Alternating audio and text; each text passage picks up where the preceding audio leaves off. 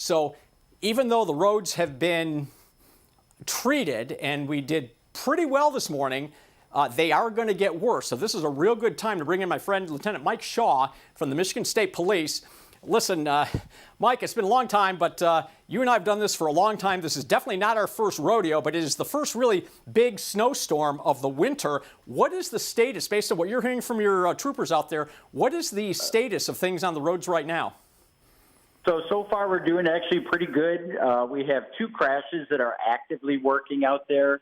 None on the board, as we call it, or none are pending a trooper to respond to. So drivers are kind of heeding some of the information that we gave them over the last couple of days of driving slower and leaving that driving distance. And, with all the schools that aren't in session, that eliminates a lot of the traffic that's out there. But so far, we haven't hit the brunt of the storm yet, so we'll kind of see how it goes. Road Commission did an excellent job treating the roads. All the freeways are clear in my district so far, and that's Wayne, Oakland, and Macomb County. But if we end up getting that extra snow that afternoon, then it's going to get worse out there as the day progresses. You know, Mike, in my 40 years as a meteorologist, there's something that I have noticed, and I want to get your perspective because being, of course, with the Michigan State Police, you more directly deal with these things, but I have noticed that we get our worst crashes, and when I say worst, I'm talking about the ones with the serious injuries and the fatalities. We get our worst crashes when we have less snow out there. Maybe you have just a dusting or an inch or so out there, as opposed to when you have maybe 5 inches of snow on the roadway. Is that true? Is that something you see as well? That is absolutely true. When we watch these storms come in, me as a trooper, I always pray for at least 6 to 7 inches because I know between 1 and 2 is going to be an especially busy day for us. And I think what it is people don't understand, it's snowing out and it's not my fault. It's snowing out and it is your fault. So you got in a crash because you were driving too fast, you were driving too close to the driver in front of you, or you just weren't paying attention. So the snow has nothing to do with it. It just amplifies bad driving behaviors. So when people go out there at the beginning and see that first initial dusting or an inch and a half, they still drive crazy like they would if there was no snow out there.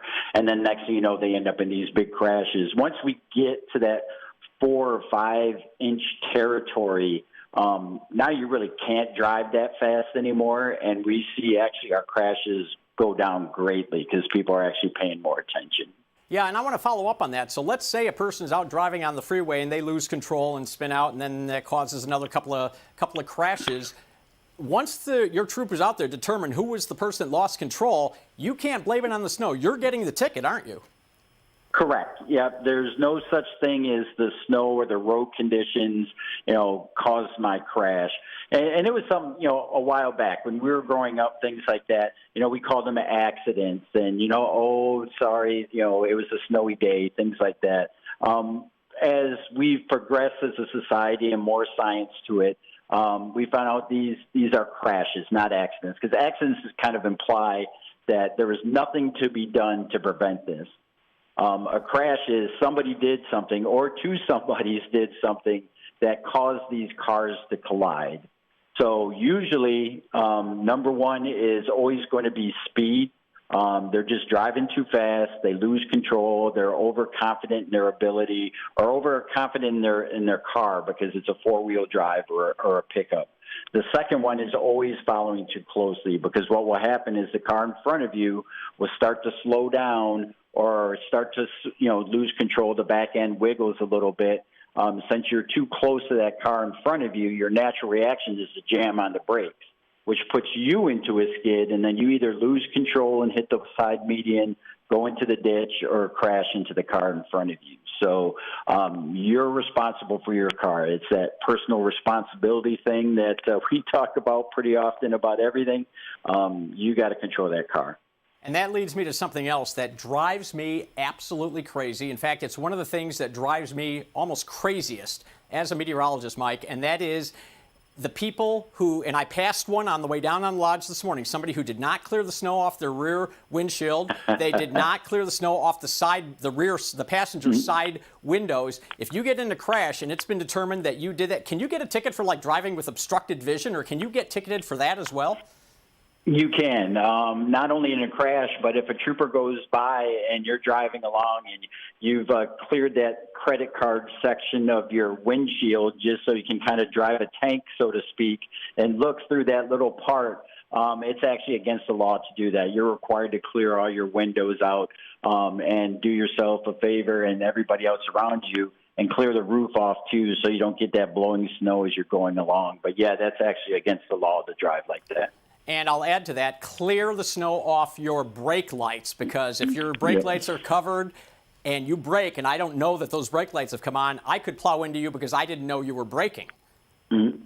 And that adds to the other factor of driving too close, right? You know, you're behind somebody and you get a little close and you can't really see what they're doing. So that would be a twofer, so to speak. The person not clearing off their brake lights and the other person following too closely. All right, just a couple of quick questions, just again about where we're going to be at today. Are there any in the system here, the metro area freeway system that is under your jurisdiction here? Are there any particular trouble spots where historically we've had more crashes here or there on snowy days? Because once the snow starts to stick, that's going to be the most dangerous part when we have less, just that little bit on the roads, as we already talked about. So are there any particular spots that people should be extra careful at? So 75 in Sashaball or 75 in Joslin up by the mall, those are pretty all the time. There seems to be more crashes up in that area. And then when you have bad weather, it kind of amplifies that bad driving behavior. So that's a bad spot for us. We patrol 9 townships also in the district. So we'll see also in the townships, especially northern Oakland County, there's some trouble spots up there that we'll handle that are off the freeway just because they're gravel roads or more rural areas that the road commission can't get to until after they clear off the freeways. So that's a tough spot for us. And then little bit on 696 in Macomb County where it's going into 94. People seem to have a little trouble driving too fast on that entrance ramp and have a tendency to lose control and go in the ditch there as well. And then our last spot would be M14. And M14 is because people are just driving too fast through that area. We'll end up with a lot of one-car spin-out crashes in the ditch from people driving too fast on M14. And the last question is a very quick one. What is the strategy for you and your troopers as we now navigate into the teeth of this storm today? So we kind of play it by ear when we look at storms like this. And, and for this one in particular, we're Michiganders. This isn't really a bad storm regardless. I mean, if you think about being from Michigan, what makes it bad is we haven't had snow in a very long time. So a lot of people aren't used to it, which kind of adds to it. So we have some dedicated troopers along all the freeway routes, and our main concern naturally is finding people that are stuck in the ditch or on the side of the road. We don't want people sitting out there in their cars too long in this type of weather. We also have troopers that are on standby at the post where we can give them a call, and majority of our post troopers are on what's called an assigned vehicle program, and they take their cars home at night. So all it takes is that phone call to them at their house.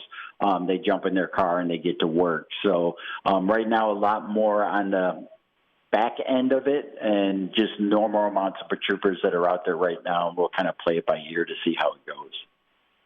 Mike Shaw, it is always a true pleasure to speak with you. We've had many times over the past where we've gotten to do this, and really appreciate your time, and a big hats off to all the men and women in blue, our area's finest, are really going to be braving those elements today. Thanks so much for taking the time this morning. Thanks. I really appreciate it, and good talking to you as well.